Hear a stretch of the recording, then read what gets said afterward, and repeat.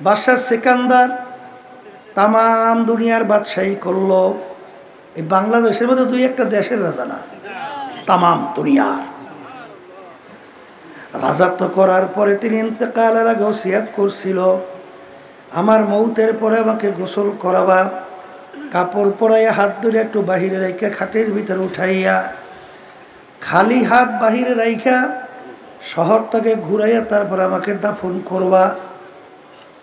তিনি দুনিয়ার থেকে বিদায় হওয়ার পরে গোসল করাইয়া কাপড় পরাইল, খাটের ভিতরে উঠাইল, হাত দুইটা বাহিরে শহর ঘুরায়। যারা বোঝে না তারা বলছে, দেখছ বাদশাহ জীবন আমাদের থেকে খাজনা এবং ট্যাক্স নিল, এখন মরার পরে কেমন হাত পাইতে আছে, মনে হয় খাজনা এবং ট্যাক্স চায়। আলেমরা বলতেছে, বোকারা তোমরা তো বোঝো নাই, বাদশাহ সিকান্দার ইন্তেকালের আগে ওসিয়াত করছিল মৌতের পরে খাটে উঠাইয়া হাত দুইটা বাহিরে রেখে শহর ঘুরাইয়া দাফন করার জন্যে। তিনি তামাম দুনিয়ার মানুষকে বুঝাতে চায়, তামাম দুনিয়ার মানুষেরা আমি বাদশাহ সিকান্দারের মতো এত বড় বাদশাহ মনে হয় দ্বিতীয় আর কেউ হইতে পারবি না। কিন্তু আমি যখন কবরে রওনা করলাম, একেবারে দুইটা খালি হাত নিয়ে কবরে রওনা করলাম, আর কিছুই নিতে পারলাম না। এই জন্য আমার বাজানদেরকে বলবো যে বাদশা হইয়াও আল্লাহওয়ালা হইতে পারে। জোরে কন পারে কি পারে না? আবার রাস্তার ফকির হইয়াও দুনিয়াদার হইতে কি পারে কি পারে? দেখবেন একদল ফকির আছে, ওরা মানুষের কাছে অসহায় অবস্থায় টাকা পয়সা চায়, কিন্তু নামাজ সময় হয়েছে পড়ে না। আছে না নাই? রোজা ঠিক মতো রাখে না, আল্লাহর হুকুম নবীর তরিকা অনুযায়ী চলে না, যদিও নাকি ফকির, কিন্তু ওর মধ্যে দিনের বুঝ নাই এবং আল্লাহর মহব্বত আল্লাহর হুকুম পালন করার চিন্তাও কি না। তাহলে ও ফকির হইয়াও দুনিয়াদার। জোরে বলেন কথা ঠিক না বে ঠিক? এই জন্য আমার বাজানদেরকে বলবো, পর্দালে মা বোনদেরকে বলবো, আল্লাহর হাবিব সাল্লাল্লাহু আলাইহি ওয়াসাল্লামের সবচেয়ে বড় মুজিজা কোনটা? বলেন কোরআনুল কারীম। আবার বলেন। এখন কোরআনুল কারীম বাজান এখন 1450-1500 বছর হয়ে গেছে, ঠিক না? এখন আমাদের মাঝে আছে না নাই? এখন এই কোরআনুল কারীমের ভিতরে আল্লাহ রাব্বুল আলামিন মানুষকে কেন বানাইছে, অন্যান্য মাখলুকাত কেন বানাইছে, মানুষের কি করণীয় কি বর্জনীয়, এই সব দিক নির্দেশনা দেশে কি দেয় নাই? আর এইটা বুঝাবার জন্য আল্লাহ রাব্বুল আলামিন তার রসুলকে দুনিয়াতে পাঠাইছে। এই কথা ঠিক কিনা? এই জন্য আল্লাহ নবী বলছেন, বুইস্তু মুআল্লিমান, আল্লাহ আমাকে ওস্তাদ হিসেবে পাঠাইছেন। কি হিসেবে পাঠাইছে? তাই আল্লাহর হাবিবকে ওস্তাদিতে পাঠাইয়া আল্লাহ রাব্বুল আলামিন তাকে বাশীরা ওয়া নাযীরা, সুসংবাদ এবং ভয়, এইটা দেখাবার জন্য আল্লাহ রাব্বুল আলামিন তার রসুলকে দুনিয়াতে পাঠাইছে। জোরে বলেন কথা ঠিক কিনা? আমাদেরকে আল্লাহ বানাইছেন, দুনিয়াতে পাঠাইছেন কেন? বলেন তার ইবাদতের জন্য। এটা কোরআনুল কারীমে আল্লাহ বলছেন, কি বলছেন? ওমা খালাকতুল জিন্না ওয়াল ইনসা ইল্লা লিয়াবুদুন। কথা ঠিক কিনা? এখন বলতে পারেন, হুজুর আমাদেরকে আল্লাহ ইবাদতের জন্য বানাইছে, তাহলে অন্যান্য মাখলুকাত আল্লাহ বানাইছেন কেন? ওই কোরআনুল কারীমের ভিতরে আল্লাহ বলতেছেন, ওয়াখুলিকা লাকুম মা ফিল আরদি জামিআ, অন্যান্য মাখলুকাতগুলো আমি বানাইলাম তোমাদের জন্যে। সূর্য আমাদের দরকার আছে না নাই? একটা মানুষ যদি দুনিয়ায় না থাকে সূর্যের কিন্তু কিছু আসে যায় না, আর সূর্য যদি না থাকে একটা মানুষও দুনিয়ায় বাঁচবে না। তাহলে সূর্য আল্লাহ বানাইছেন কাদের জন্যে? মাছ আমাদের দরকার আছে না না? একটা মানুষ দুনিয়া না থাকলে মাছের কিন্তু কিছু আসে যায় না। গাছ আমাদের দরকার আছে না নাই? একটা মানুষ না থাকলে গাছের কিন্তু কিছু আসে যায় না। বাজান গরু আমাদের দরকার আছে না নাই? একটা মানুষ না থাকলে গরুর কিন্তু কিছু আসে যায় না। তাহলে সমস্ত মাখলুকাত বানাইলেন মালিক আমাদের জন্যে, আর আমাদেরকে আমার মালিক বানাইলেন তার ইবাদতের জন্যে। সবাই জোরে বলেন সুবহানাল্লাহ। এই আল্লাহর বান্দারা, পর্দালে মা বোনেরা, মালিক আমাদেরকে বানাইলেন তার ইবাদতের জন্যে। ইবাদত একটা আরবি শব্দ, উর্দুতে বলে গোলামি, বাংলা অর্থ হলো মালিকের হুকুম অনুযায়ী চলা। বাজান আমরা নামাজ পড়ি, এরা মালিকের হুকুম পালন করি।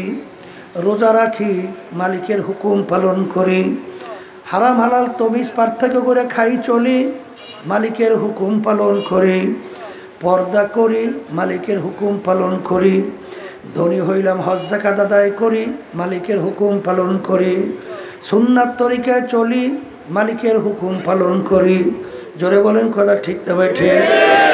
আমরা রাজনীতি করি, তাও মালিকের হুকুম পালন করি। জোরে বলেন কথা ঠিক না ভাই? ঠিক। বাজার সবসময় মনে রাখা লাগবে, আমার মালিক কিন্তু কোরআনুল কারীমের ভিতরে বলছেন, কুল হুয়াল্লাহু আহাদ আল্লাহুস সামাদ। আমার মালিক বলেন, আমি বেনিয়াজ বেপরোয়া, তামাম দুনিয়ার সব মানুষ যদি আমার নাফরমানি করো, এতে কিন্তু আমার এক বিন্দু কোনো ক্ষতি নাই। জোরে বলেন কথা ঠিক না বে ঠিক? আর আমার হুকুম অনুযায়ী যদি চলো, লাভও তোমার, না চললে ক্ষতিও তোমার। এই জন্য আমার বাজানদেরকে বলবো, নামাজ পড়া যেরকম নাকি ইবাদত, নামাজ না পড়াও কিন্তু ইবাদত। রোজা রাখা যেরকম নাকি ইবাদত, রোজা না রাখাও কিন্তু ইবাদত। অনেকে বলতে পারেন, হুজুর নামাজ পড়লে ইবাদত হবে, নামাজ না পড়লে ইবাদত কিভাবে হয়?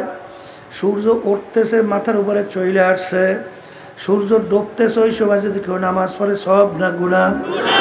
তাইলে বোঝা গেল ওই নামাজটা মালিকের হুকুম অনুযায়ী না হওয়ার কারণে পড়লাম নামাজ, পাইলাম গুনাহ। বাজান ঈদের দিন যদি কেউ রোজা রাখে, সবের পরিবর্তে গুনাহ আমলনামায় জমা হবে। কারণ কি? রাখলাম রোজা, পাইলাম গুনাহ, কারণ আল্লাহর হুকুম অনুযায়ী না হওয়ার কারণে। জোরে বলেন কথা ঠিক কিনা? তাইলে বোঝা গেল যে এই কাজটা মালিকের হুকুম অনুযায়ী হবে, ওই কাজটা ইবাদতের ভিতরে গণ্য হবে। আর যেটা মালিকের হুকুম অনুযায়ী হবে না, ওইটা ইবাদতের ভিতরে গণ্য হবে না। এই জন্য আমার বাজানদেরকে বলবো, পর্দালে মা বোনরা যারা শুনছেন, বাজান উদখুলু ফিস সিলমি কাফা। আমার মালিক বলছেন, তোমরা পুরাপুরি দিনের ভিতরে ঢোকো। কিছু মানবা কিছু মানবা না, তা কিন্তু হবে না। বাজান ভালো করে মনকে বোঝানো লাগবে। আমার আব্বাজান রহমাতুল্লাহি আলাইহি বলতেন, বাজান ছাত্র 10 সাবজেক্টে পরীক্ষা দিল, 9 সাবজেক্টে গড়ে যদি 100 করে নম্বর পায়, এক সাবজেক্টে যদি ফেল করে, ছাত্র কিন্তু ফেল। ঠিক, আল ইয়াউমা আকমালতু লাকুম দীনাকুম ওয়া আতমামতু আলাইকুম নি'মাতি ওয়া রাদিতু লাকুমুল ইসলাম দীনা। দিন কিন্তু পরিপূর্ণ, দিনের ভিতরে বাড়তি কমতি আর কোনো দিক নাই, আর কোনো দিন আসবে না।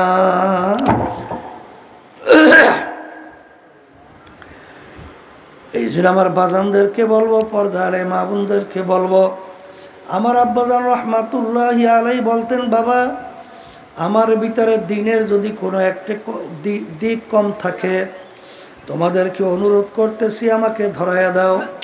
কারণ আমার মালিক বলছে, পুরা দিনের ভিতরে ঢুইকা তারপর কবরে আইসো।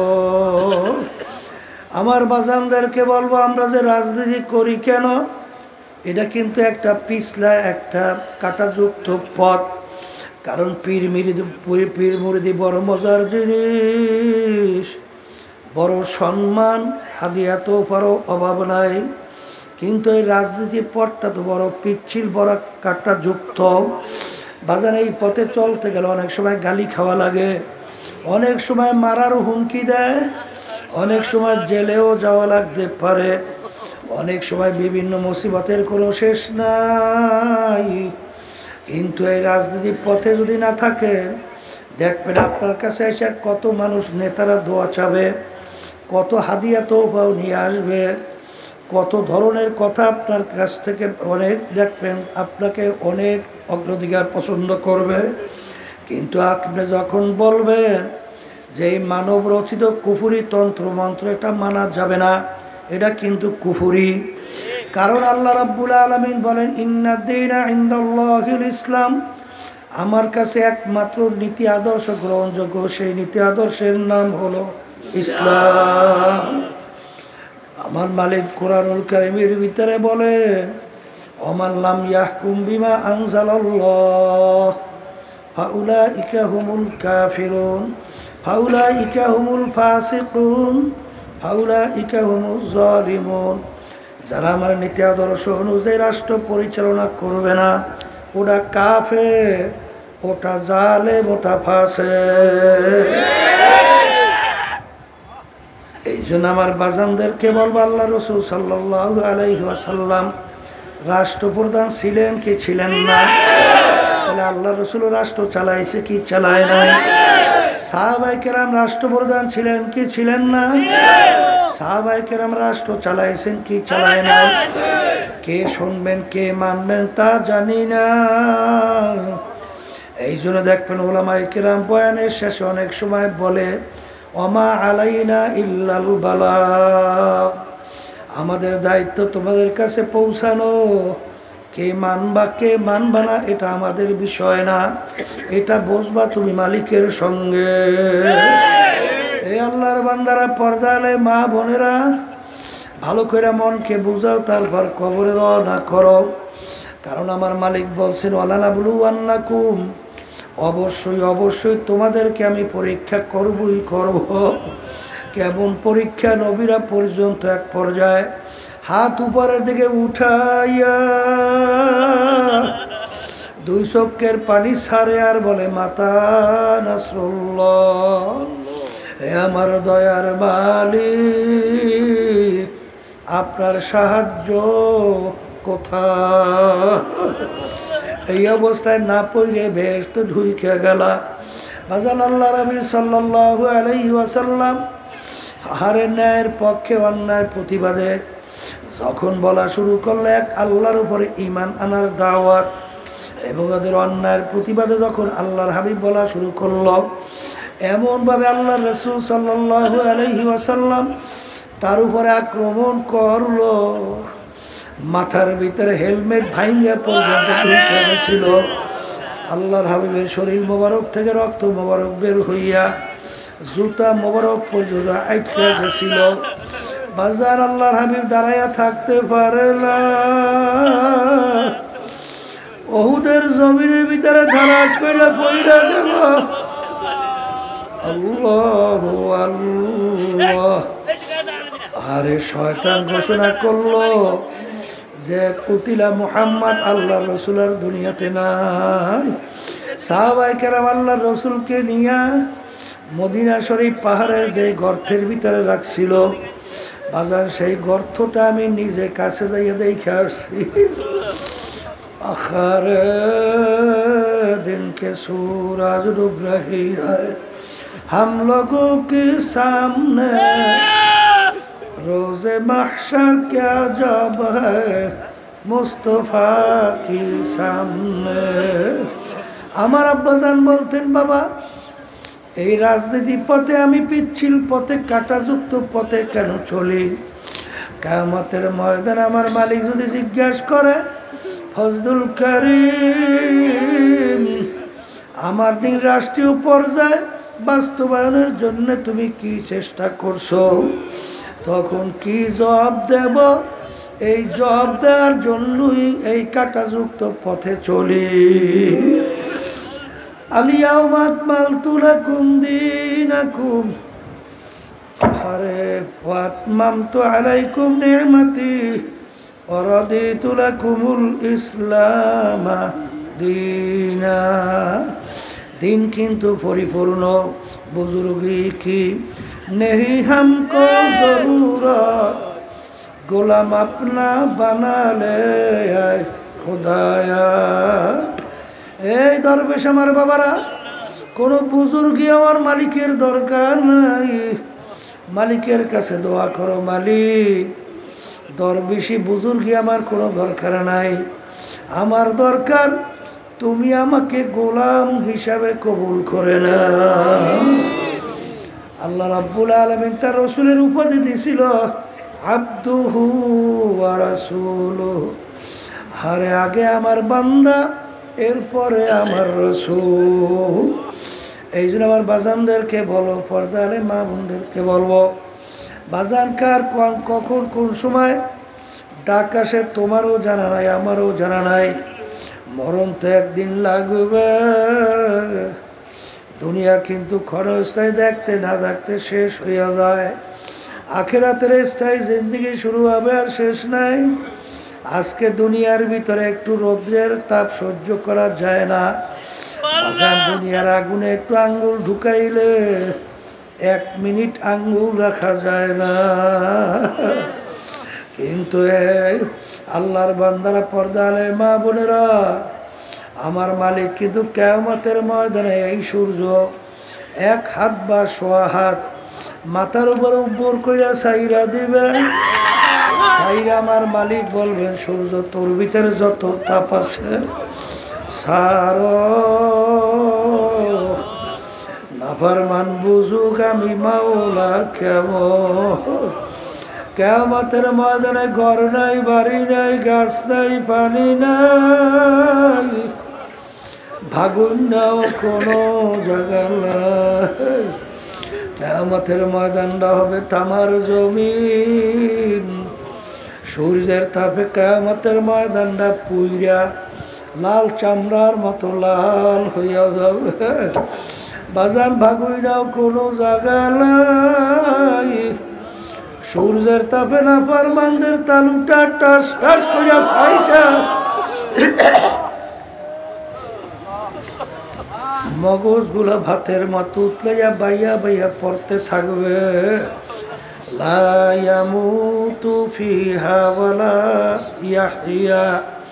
দুনিয়ায় মানুষ কষ্ট সহ্য করতে না পারলে মানুষ মারা যায়, কিন্তু আল্লাহ রাব্বুল আলামিন বলেন, যত কষ্ট হোক না কেন মৌত তালাশ করে আর কোনো দিন পাবে না। আল্লাহ আপনি আমাকে আমাদের সবাইকে মাফ করে দিয়ে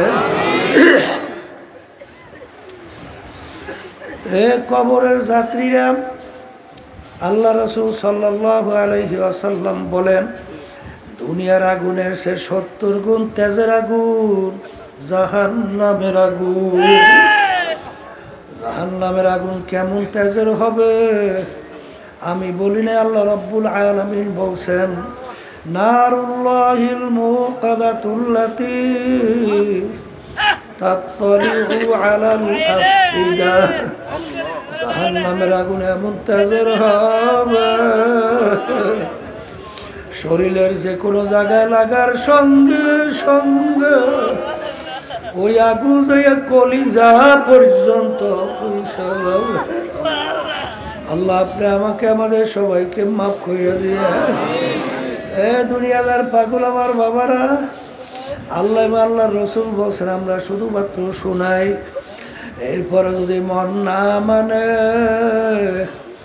দুনিয়ার সাধারণ আগুনের ভিতরে একটু আঙ্গুল মাঝে মাঝে ঢুকাইয়া দেখো, কয় মিনিট ওই আগুনে আঙ্গুল রাখতে পারবা। দেখবা 1 মিনিট আঙ্গুল রাখার শক্তি দুনিয়ার কোনো মানুষের নাই। মুসলমান আমার বাবারা, পর্দা আলে মা বোনেরা, 1 ওয়াক্ত ফরজ আল্লাহর হুকুম নামাজ 5 ওয়াক্ত। যদি কেউ 1 ওয়াক্ত ছাইরা দাও, 1 ওয়াক্তের নামাজ অন্য ওয়াক্তে আলিশামি করে নিয়ে পড়ো, এই অপরাধের জন্য 2,88,00,000 বছর জাহান্নামের আগুনের মধ্যে জ্বলতে হবে। মালিক আপনি আমাকে আমাদের সবাইকে মাফ করে দিন। একটা রমজানের রোজা যদি কেউ ইচ্ছা কইরা ছাইরা দাও, কমপক্ষে 70,000 বছরের সময় জাহান্নামের আগুনে জ্বলতে হবে। আল্লাহ আমাকে আমাদের সবাইকে মাফ কইরা দিয়ে। একটা যদি কেউ মিথ্যা কথা বলো, কমপক্ষে একটা কবিরা গুনাহ আমলনামায় জমা হবে, আর একটা কবিরা গুনার জন্য কমপক্ষে ৭,০০০ বছর জাহান্নামের আগুনের মধ্যে জ্বলতে হবে। বাজার কারো যদি হারাম মালের দ্বারা রক্ত এবং গোশত তৈরি হয়, আল্লাহ রাসূল সাল্লাল্লাহু আলাইহি ওয়াসাল্লাম বলে তার জায়গা জাহান্নাম ছাড়া হবে না। বাজার বিভিন্ন দুনিয়ামুখী দলের সঙ্গে জড়াইয়া চাঁদাবাজি করো, টেন্ডারবাজি করো, ক্ষমতার বলে বিভিন্ন জুলুম কইরা বিভিন্ন সম্পদ গুছাও। এ কবরের যাত্রীরা, আল্লাহর হাবিবের এই হাদিস মনে রাখো, যেই হারাম মালের দ্বারা রক্ত এবং গোশত তৈরি হবে তার জায়গা জাহান্নাম ছাড়া হবে না। এ আল্লাহর বান্দারা, কবরের যাত্রীরা কোন দুনিয়ার পিছনে পইরা, কাদের পিছনে পইরা, কোন দলের পিছনে পইরা আল্লাহর হুকুম ছাইরা কোন কার পিছনে চলো, মনকে বুঝাও, তারপর কবরে রওনা করো। পর্দা কিন্তু আল্লাহর হুকুম ফরজ। বাজান, জীবন যদি 2 রাকাত নফল নামাজ না পড়ো, জীবনেও যদি 2 রাকাত তাহাজ্জুদের নামাজ না পড়ো, এই জন্য কোরআন এবং হাদিস অনুযায়ী 1 সেকেন্ডের জন্য কোনো আযাবের ঘোষণা নাই। কিন্তু তুমি যাদের সঙ্গে দেখা দেওয়া জায়েজ নাই, তাদের সঙ্গে ইচ্ছা কইরা তুমি যদি একবার দেখা করো, বাজান কমপক্ষে একটা কবিরা গুনাহ হবে, আর কবিরা গুনার জন্য কমপক্ষে ৭,০০০ বছর জাহান্নামের আগুনে জ্বলতে হবে। এ কবরের যাত্রীরা, পর্দালে মা বোনেরা, কার জন্য এই সম্পদ রাইখা যাও? বাজার কোন দলের পিছনে পড়ছো? আমার মালিক কোরআনুল কারীমের ভিতরে আগেই জানায় রাখছেন, ইয়াওমা নাদউ কুল্লা উনাসিন বিইমামিহিম। আমার মালিক কিয়ামতের ময়দানে প্রত্যেকটা মানুষকে তার দলের নেতা নেত্রীর সঙ্গে ডাকবে। ডাইকে আমার মালিক বলবে, তোর দলের নেতা নেত্রী যেদিকে যায় ওদের পিছনে পিছনে সেই দিকে চইলা যা। এক কথায় তোমার নেতা নেত্রীর যেখানে জায়গা, আমার মালিকও বলেন তোরও সেইখানে জায়গা। এ কবরের যাত্রীরা, কে মানবা কে শুনবা জানি না। বাজার সবসময় মনকে বুঝাও, তারপর কবরে রওনা করো। একটা পিটান সহ্য করা যায় না। আর আল্লাহ রাসূল বলেন, আল কবরু রাউযাতুম মিন রিয়াজিল জান্নাহ আও হুফরাতুম মিন হুফারিন নার। এ আমার উম্মতেরা, এই যে কবর দেখো, এই কবর কিন্তু আসল কবর না। আরে কোন করে আল্লাহর বান্দা বান্দির কবর একটা বেহেশতের বাগান হইয়া যাবে। মালিক, আপনি আমার জন্য, আমাদের সবার জন্য কবুল করে নেন। আল্লাহ রাসূল বলেন, কোন কোন নাফরমানের কবরের মধ্যে জাহান্নামের আগুন এসে ভইরা যাবে। মালিক, আপনি আমাকে, আমাদের সবাইকে মাফ কইরা দিয়ে। আল্লাহ রাসূল বলে, ও আমার উম্মতেরা, কোন কোন নাফরমানের কবরের ভিতরে ৯৯ তিনমিনান লাউ নুফিকা ফিল আরদি মা আনবাতাত খদরা। কোন কোন নাফরমানের কবরের মধ্যে একটা না, দুইটা না, ৯৯টা বিষাক্ত সাপ জমা হবে। সাপ কেমন বিষধর হবে, জমিনের ভিতরে মাথা কইরা যদি ফুক দিত, গাছপালা মাথা জাগাতে পারত না। কিয়ামত পর্যন্ত নাফরমানকে পেঁচাইয়া পেঁচাইয়া ঠোকরাবে। আমি বলি নাই, আল্লাহ রাসূল বলেন, শুনাইতেছি। 2 জন ফেরেশতা আন্দা বয়রা কিয়ামত পর্যন্ত নাফরমানকে গুরজু দিয়া পিটাইতে থাকবে। মালিক, আপনি আমাকে, আমাদের সবাইকে মাফ করে দিন। যারা বিশ্বাস করছে, ঈমান আনছিল, তাদের ইতিহাস পড়ে দেখো। আরে ওমর ফারুক রাদিয়াল্লাহু তাআলা আনহু কানতে কানতে গালের ভিতরে দাগ পড়ে গেছিল। ওসমান গনি রাদিয়াল্লাহু তাআলা আনহু অনেক সময় কবর দেখলে এমনভাবে অজরে কান্না শুরু করত, অনেক সময় দাঁড়ানো অবস্থায় ঠাস করিয়া বইসা পড়ত। লোকেরা বলে, আমির এরকম কবর দেখলে আপনি কেন অস্থির হইয়া যান? তিনি বলেন, ও আমার সাথীরা, আখেরাতের যেই কয়টা ঘাটি, তার প্রথম নাম্বার ঘাটি হইল কবর। এই কবরে যার সঙ্গে ভালো ব্যবহার হবে, সামনের ঘাটিতেও ভালো ব্যবহারের আশা করা যায়। এই জন্য আমি কবর দেখলে সহ্য করতে পারি না। যেই মামলার তদবির নাই, সেই মামলারও কিন্তু খালাস নাই।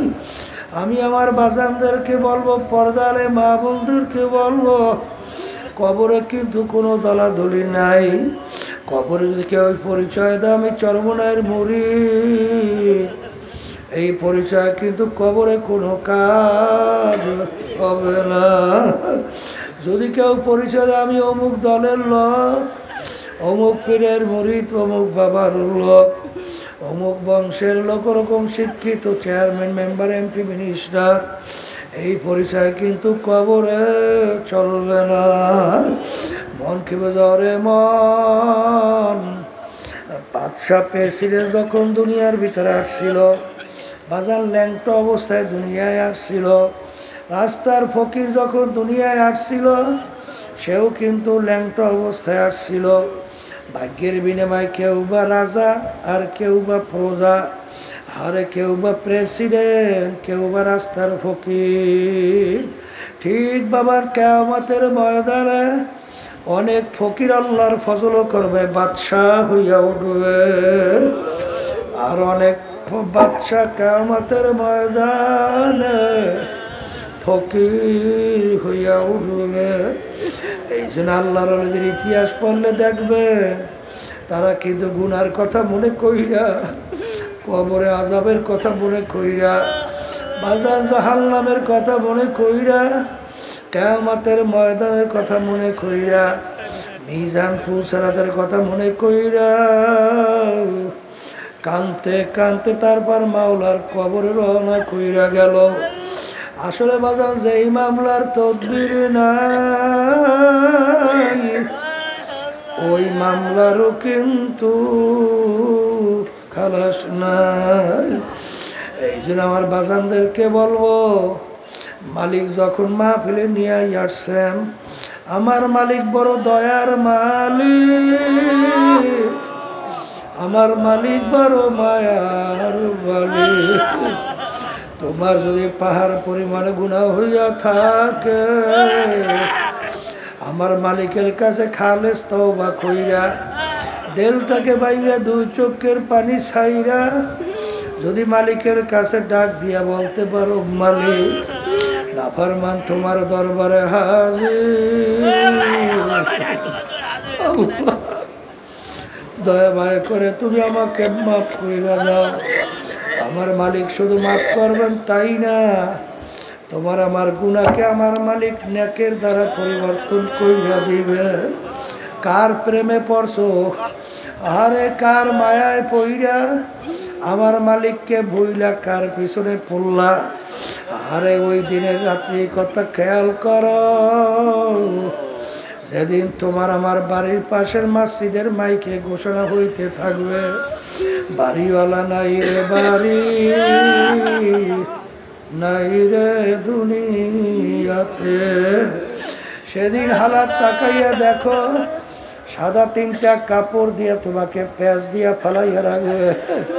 কোথায় তোমার টাকার গরম, কোথায় তোমার ক্ষমতা, কোথায় বংশের গরম, কোথায় শিক্ষার গরম, বাজান কিছুই কিন্তু আর থাকবে না।